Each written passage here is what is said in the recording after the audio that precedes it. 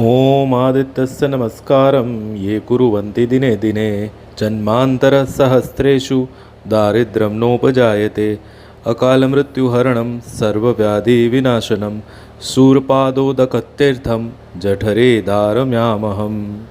काल चक्र के पहिए में बैठ के आज से 1300 साल पहले हम वो भव्य इतिहास को देखने जा रहे हैं जिसको आज भी देखते सुनते सोचते हमारे रोंगटे खड़े हो जाते हैं।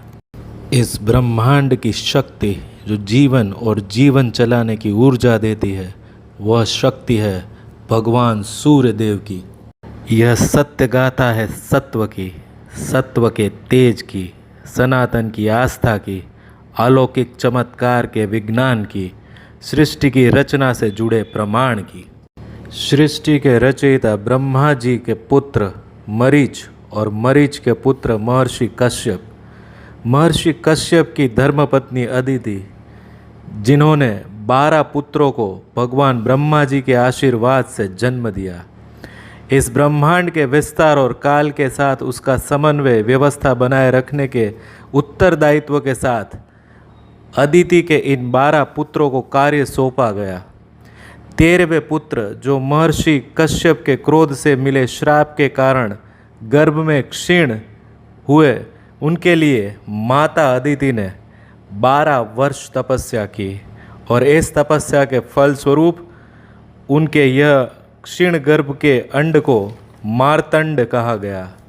ब्रह्मा जी ने अदिति को आश्वासन दिया कि 12 पुत्र देवता जैसे बलवान होंगे, परंतु 13वां पुत्र अधिपति बन के अकेले ही मृतकों को मुक्ति, जीवितों को धर्म पुण्य पवित्रता सत्यनिष्ठा तथा स्वर्ग प्राप्ति प्रदान करने वाला होगा।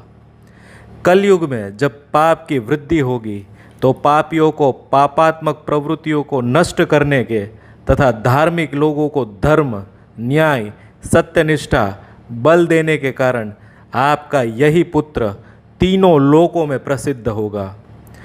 वह स्थान जहाँ इसका जन्म होगा वह शुद्ध तथा पवित्र स्थान मृत अंड यानी के मार्तंड के नाम से प्रख्यात होगा। ब्रह्मा जी के आदेश अनुसार अदिति के 12 पुत्रों को नाम, स्थान तथा काल चक्र के भिन्न भिन्न अधिकार सौंपे गए।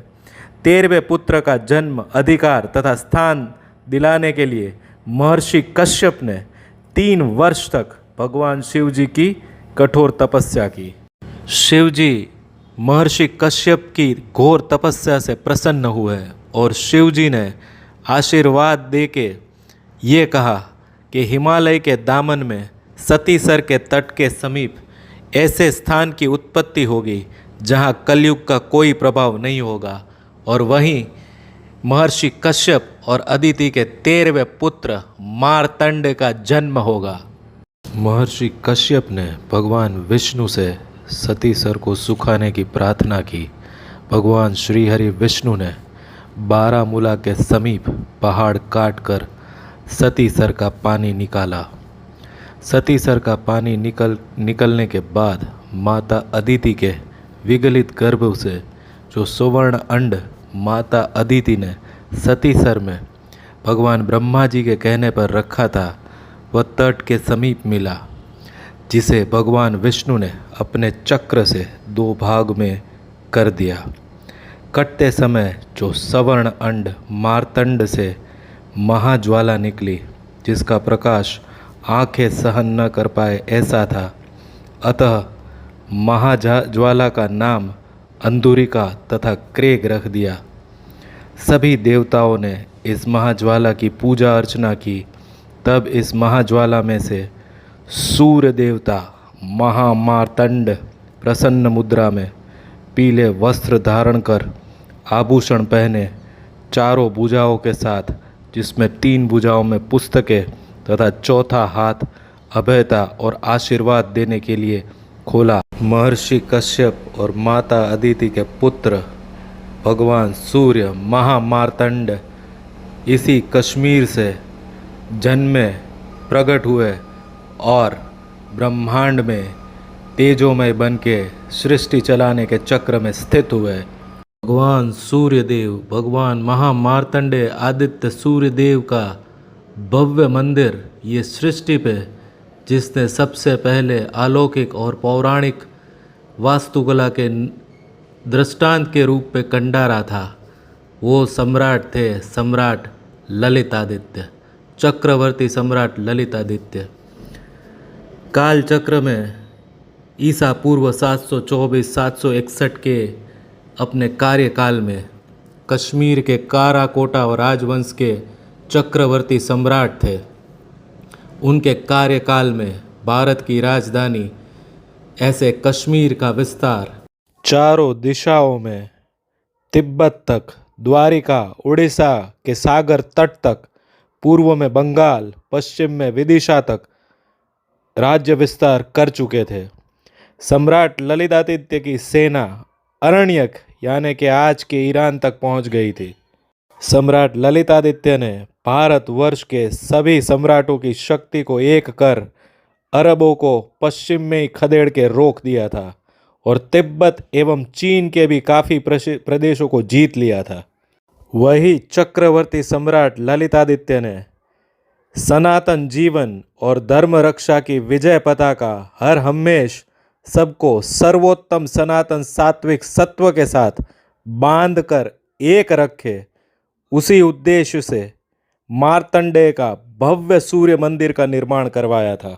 महर्षि कश्यप और माता अदिति का पुत्र आदित्य, महामार्तंड, भगवान सूर्य और भगवान सूर्य के प्राचीन मार्तंड सूर्य मंदिर की रचना अपने आप में एक अद्भुत विषय है। चक्रवर्ती सम्राट ललितादित्य ने यह भव्य महालय एक ऐसी पठार के ऊपर बनवाया जहां से पूरी कश्मीर घाटी को देखा जा सकता है। मंदिर निर्माण की भव्यता गांधार, गुप्त और चीनी वास्तुकला शैली को मिश्रित कर एकाकार करके भव्यता से बनाया गया है। महाभव्य प्रांगण 220 फीट लंबा और 142 फीट चौड़ा है। 84 मंदिरों से घिरा हुआ मुख्य मंदिर प्रांगण के मध्य में स्थित है। हिंदू मंदिर वास्तुकला के अनुसार मंदिर का प्राथमिक प्रवेश द्वार चतुर्भुज के पश्चिमी भाग में स्थित है, जिसकी भव्यता अपने आप में एक बहुत बड़ा विषय है। ईर्ष्या से जन्म लेती है घृणा, घृणा से जन्म लेता है आतंक, और यही आतंक यह सनातन की सात्विकता पे हावी होने का प्रयास करता था।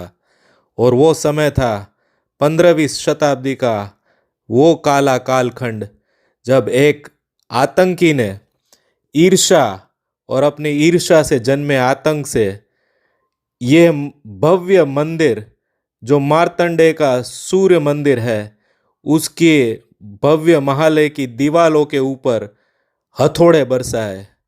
वो बेजुबान पत्थरों की दीवालों के ऊपर भी हथौड़े बरसाए। कोई भी ऐसा हथियार नहीं बचा जिसका प्रयास उस दीवारों को तोड़ने ढहाने के लिए नहीं किया गया।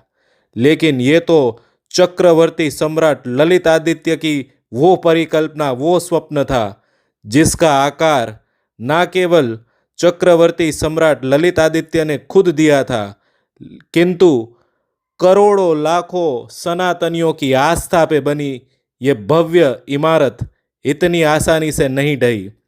सैकड़ों एकड़ वन काटा उस आतंकी सिकंदर बुतशिकन ने, सैकड़ों एकड़ वन काटा। जब हथौड़ों और हथियारों से वो दीवारें ढही नहीं, तब आसपास का सैकड़ों एकड़ वन काटा और मंदिर के आसपास कई मीलों तक खाइयाँ खुदवाई और वो वन की लकड़ियाँ उस खाइयों में डाल के मंदिर की दीवारों को जलाने और जलाकर गिराने की कोशिश की।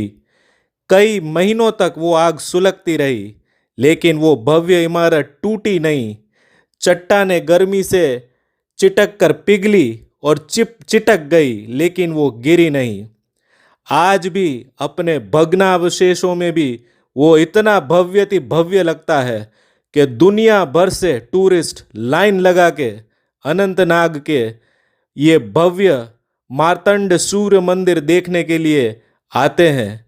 वहाँ वीडियो बनाते हैं, फोटो खींचते हैं, किंतु हमारे इतिहास में हमें यह सच्ची गाथा हमारे गौरवशाली सुनहरे सोने की चिड़िया कहे जाने वाले हमारे मस्तिष्क कश्मीर की गाथा, जिसमें भव्यति भव्य मार्तंडेय का सूर्य मंदिर, जैसे उस कश्मीर का मुगट नहीं, ये भारत वर्ष का मुगट नहीं, ये सनातनी आस्था का मुगट बन के बैठा है।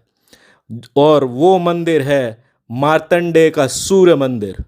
धार्मिक कट्टरता और ईर्ष्या से पीड़ित उन आतंकियों ने मंदिरों की दीवारें तो गिरा दी, लेकिन करोड़ों सनातनियों की आस्था जब तक प्रज्वलित है, मार्तंडेय सूर्य मंदिर और भगवान सूर्य देव की आस्था में ओम सूर्याय नमः की शिव गर्जना सदैव गूंजती रहेगी।